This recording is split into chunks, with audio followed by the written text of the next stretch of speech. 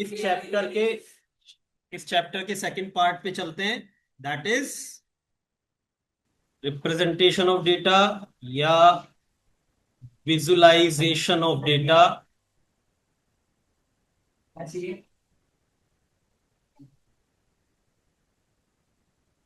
और विजुअलाइजेशन के बाद एक टर्म आती है, interpreting data. Interpreting data drawing के बाद रिलेट करता है, पर पहले हम ये वाला पार्ट कर लेते हैं।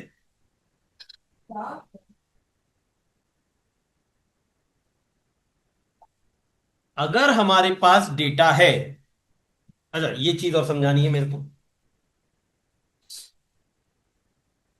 दो तरीके के रिप्रेजेंटेशन यहां पर हमको दिए हुए हैं। एक है पाई चार्ट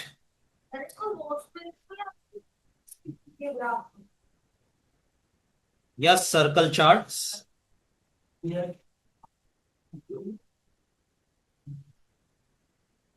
एक है पाई चार्ट्स, जिनको सर्कल चार्ट भी बोलते हैं। इंपॉर्टेंट चीज, ये एनसीईआरटी में नहीं दे रखे।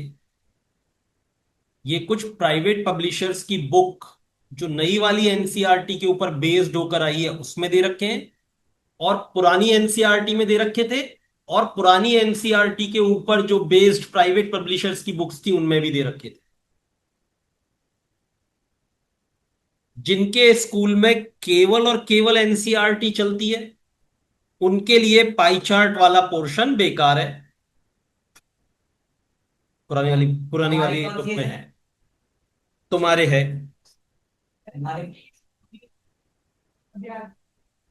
तो ध्यान से फिर रिपीट कर रहा हूं, नई वाली एनसीईआरटी में ये पाई चार्ट्स नहीं है, लेकिन नई वाली एनसीईआरटी के ऊपर बेस्ड प्राइवेट पब्लिशर्स की बुक में कुछ में ये है, कुछ में ये नहीं है। पुरानी एनसीईआरटी में ये था, और पुरानी एनसीईआरटी के ऊपर बेस्ड प्राइवेट पब्लिशर्स की सारी बुक्स में ये था। तो पिछले साल तक ये एनसीईआरटी का पार्ट था। इस साल ये एनसीईआरटी में नहीं है। डन। और दूसरी तरफ है लाइन चार्ट्स। ये सब जगह मिलेंगे आपको, नई वाली एनसीईआरटी में भी है, पुरानी वाली एनसीईआरटी में ये एक चैप्टर था। अभी इसलिए बता रहा हूं क्योंकि कई स्कूल्स में अभी भी पुरानी वाली एनसीईआरटी या पुरानी वाली एनसीईआरटी के ऊपर बेस्ड प्राइवेट पब्लिशर्स की बुक चल रही है।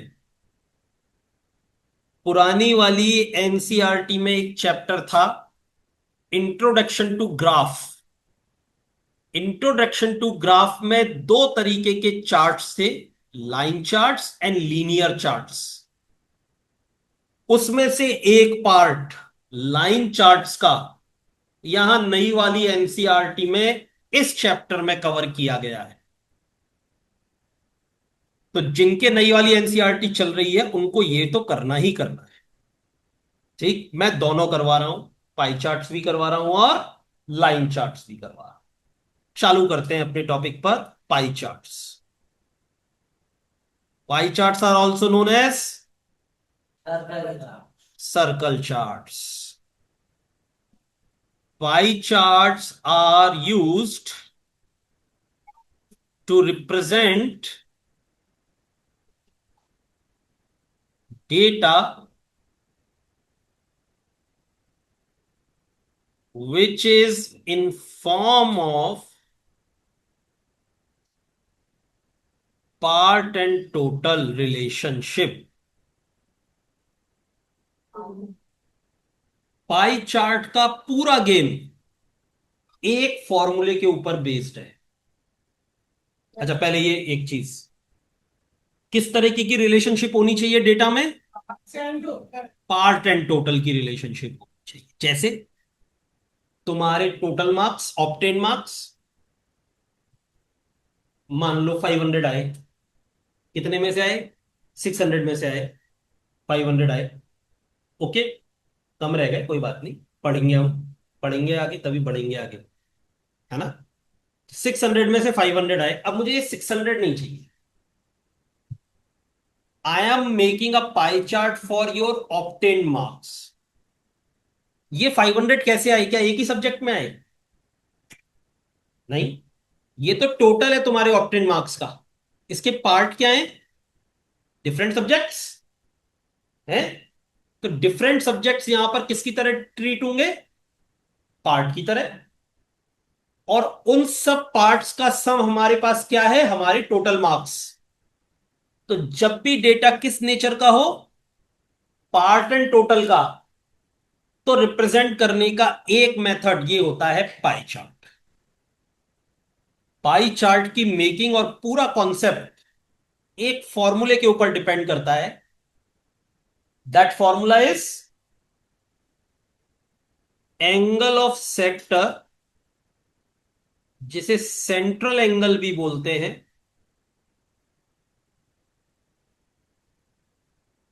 इसकी वैल्यू होती है value of part upon total value multiplied by 360. How many unknowns are there in this particular formula? तीन। किसकी वैल्यू निकाल रहे हैं? सेंट्रल एंगल की। किसके बेसिस पर निकाल रहे हैं? Value of part and total value के बेसिस पर। 360 तो कांस्टेंट है। तो how many unknowns are there? Three. अगर हमसे ड्राइंग करवा रहा है तो फॉर श्योर ये दो गिवन होंगे हर एक पार्ट के लिए। हम हर एक पार्ट के लिए सेंट्रल एंगल कैलकुलेट करेंगे।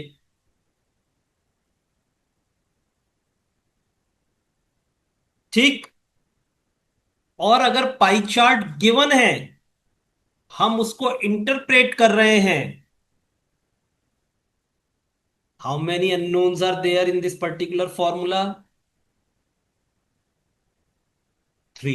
जिसके लिए फॉर्मूला लिखा जाता है वो एक अननोन, और उसकी कैलकुलेशन जिसके बेसिस पर होती है वो सब अननोन।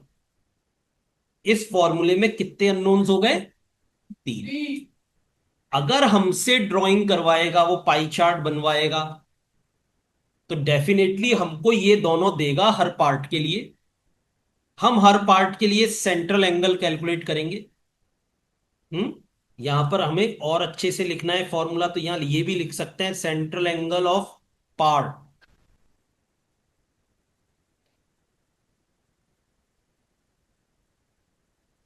ठीक। तो हम हर हर पार्ट के लिए सेंट्रल एंगल कैलकुलेट करेंगे, और फिर हम पाई चार्ट ड्रॉ करेंगे। ठीक बात है? ठीक बात है। और अगर वो क्वेश्चन में पाई चार्ट ड्रॉ करके देगा, जिसको रीड करके हमको कोई आंसर देना होगा, तब एक तरीके से ये मानिए उसने पाई चार्ट बनाकर दिया, इसका मतलब वो सेंट्रल एंगल दे रहा है हमको। टोटल कभी नहीं पूछता, तो हमको किसी पार्ट की वैल्यू पूछेगा। इसको कहते हैं रीडिंग ऑफ डेटा या इंटरप्रिटेशन ऑफ डेटा। क्लियर? अब करते हैं दोनों क्वेश्चंस, पहले पाई चार्ट मेकिंग का, फिर पाई चार्ट रीडिंग का। ठीक। तो question number one, pie chart making का।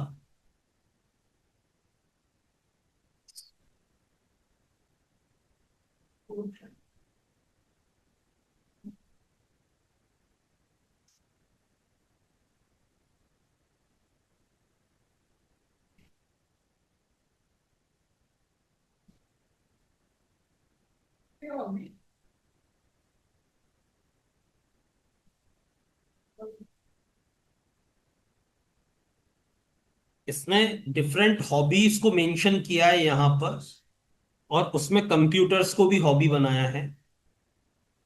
तो कंप्यूटर भी हॉबी होती है बस। हाँ, ये सही था। फिर painting 150 students, pottery 27 students,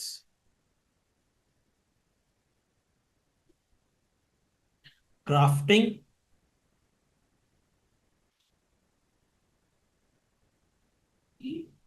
75, glass work, ये हमको डेटा दिया।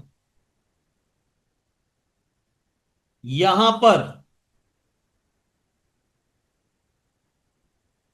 ये जो नंबर ऑफ स्टूडेंट्स हैं, इनको मैं सम करके टोटल नंबर ऑफ स्टूडेंट्स निकाल सकता हूं। मैंने निकाला टोटल।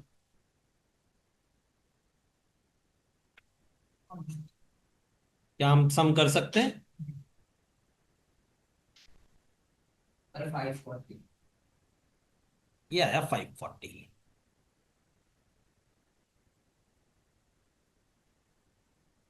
अब मैं हर एक पार्ट का सेंट्रल एंगल कैलकुलेट करूंगा। सेक्टर एंगल बोलते हैं या सेंट्रल एंगल बोलते हैं, सेक्टर एंगल। जो भी बोल सकते हैं आप। मैं सेंट्रल एंगल लिख रहा हूं क्योंकि मेरे को आदत पड़ी हुई है।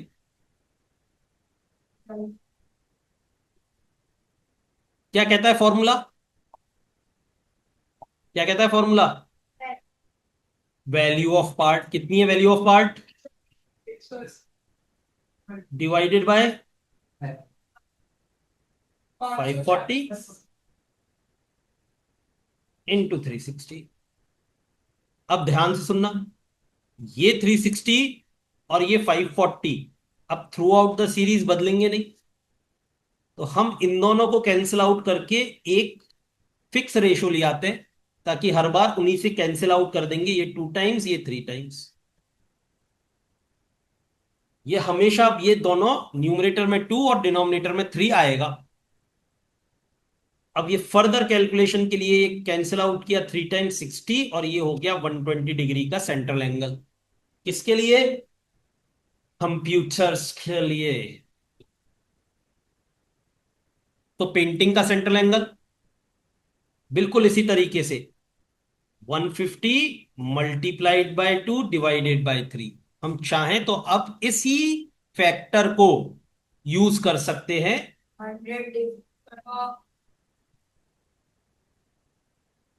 100 डिग्री, 27 into 2/3,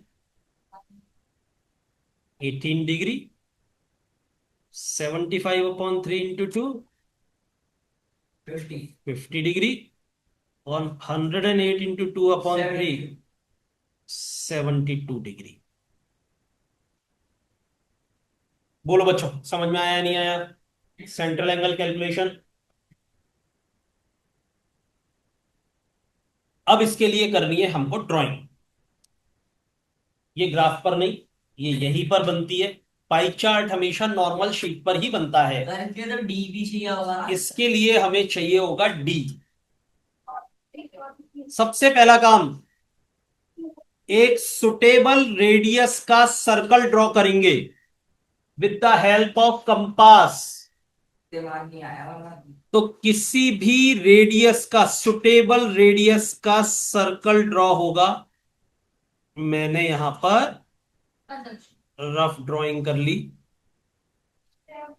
जब आप कंपास से सर्कल ड्रॉ करेंगे, जब आप कंपास से सर्कल ड्रॉ करेंगे, तो आपके पास सेंटर मार्क्ड होगा। मुझे यहां सेंटर चाहिए। डी से सर्कल बनाने पर आपके पास सेंटर नहीं आता। तो कंपास से एक सुटेबल रेडियस का सर्कल ड्रॉ करेंगे और इस पर 12 o'clock वाली रेडियस ड्रॉ कर लेंगे। अब ध्यान से डी का यूज सिखा रहा हूं। अब एंगल मेकिंग का काम चालू होता है और ये डी से बनेगा। देखो डी यूज करना सिखाता हूं, डी देना।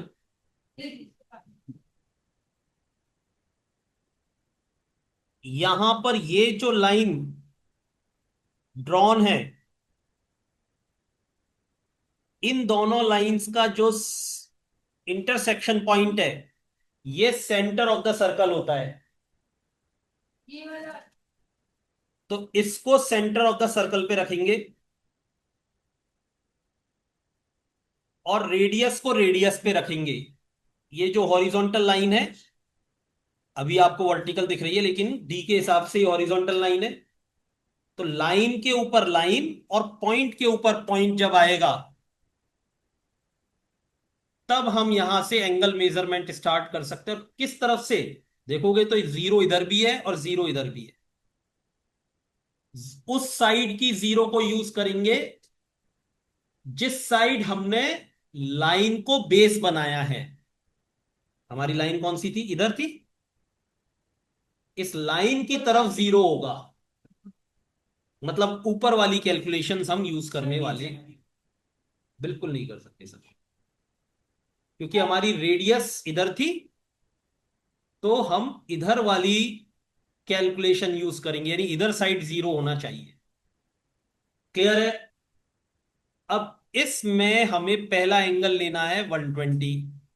ये आया 120।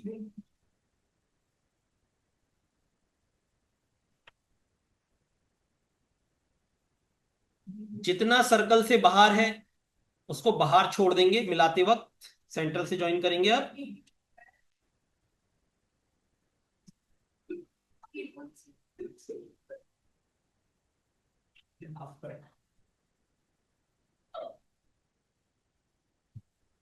ये बन गया हमारे पास 120 डिग्री का फर्स्ट एंगल। और इस सेक्टर में, इसको सेक्टर बोलते हैं, part of the circle, this is sector. ये बन गया पहला एंगल। अब दूसरा एंगल कितना है हमारे पास, 100 डिग्री। अब 100 डिग्री बनाने के लिए ये जो नई रेडियस आई है इसको यूज करेंगे। तो क्या सिखाया था, डी का सेंटर सर्कल के सेंटर के ऊपर और डी की रेडियस सर्कल की रेडियस के ऊपर, और सर्कल की रेडियस जिस तरफ है उस तरफ का जीरो यूज करेंगे। और अब इस जीरो के ऊपर चलते हुए हम पहुंचेंगे 100 डिग्री। ये रहा 100 डिग्री।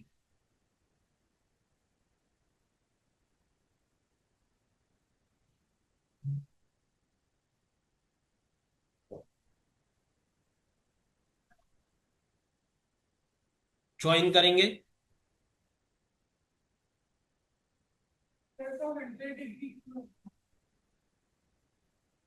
तीसरा एंगल कितना है हमारे पास, 18 डिग्री। तो 18 डिग्री के लिए चलते हैं हम। ये 100 डिग्री। अच्छा, ये फर्स्ट पार्ट किसका था, कंप्यूटर्स का।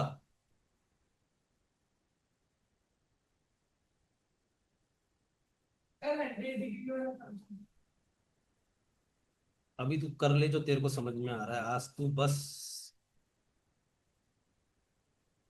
तीसरा एंगल 18 डिग्री। जिसको नहीं समझ में आया वो मेरे पास आगे आ सकता है नोटबुक लेके। सर्कल के सेंटर पे डी का सेंटर, सर्कल की रेडियस पर डी की रेडियस, और 18 डिग्री। ये 20 है, ये 15, 16, 17, 18। ये 18 डिग्री हो गया।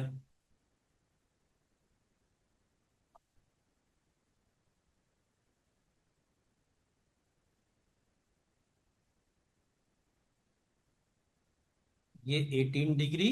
और ये किसके हैं, पॉटरी के।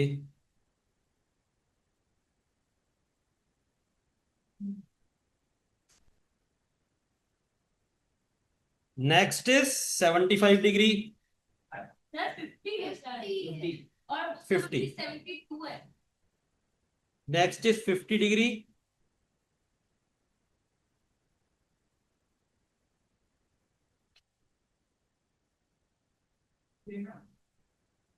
और यहीं पर हम मेजर कर सकते हैं कि हमारा सही बना है या नहीं बना है। लास्ट में कितना बच जाना चाहिए अपने आप ही, 72 बच जाना चाहिए। टीचर भी ध्यान रखना, इसी को बनाएगा, इसी को मेजर करेगा, इस पे डी लगाएगा बस केवल।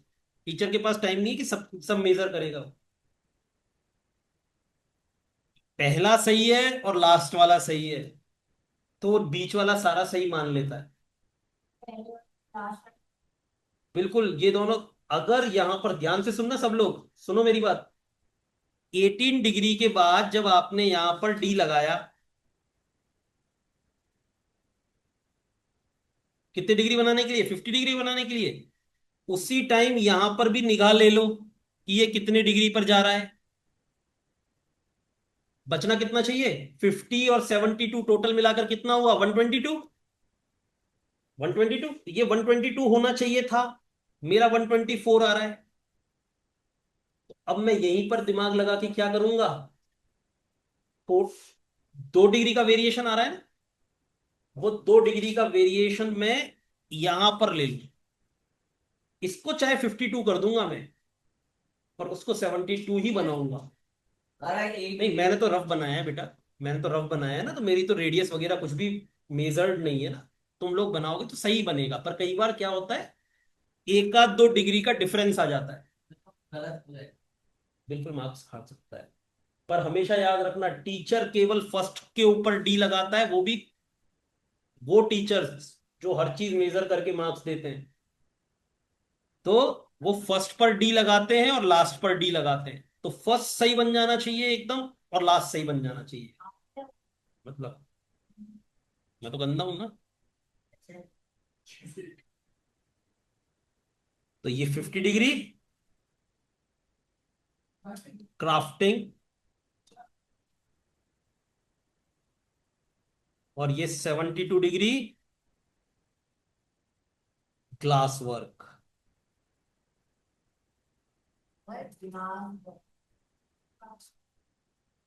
ये हुआ हमारा पाई चार्ट कंप्लीट। मैं हमेशा 12 12 ओ क्लॉक यूज करता हूं, करने वाले 9 ओ क्लॉक भी यूज करते हैं। It's completely your choice. कभी भी कोई मना नहीं करेगा तुमको कि कहाँ करना है। कुछ 3 ओ क्लॉक से भी स्टार्ट करते हैं, किसी से भी कर। क्लियर है? पक्का?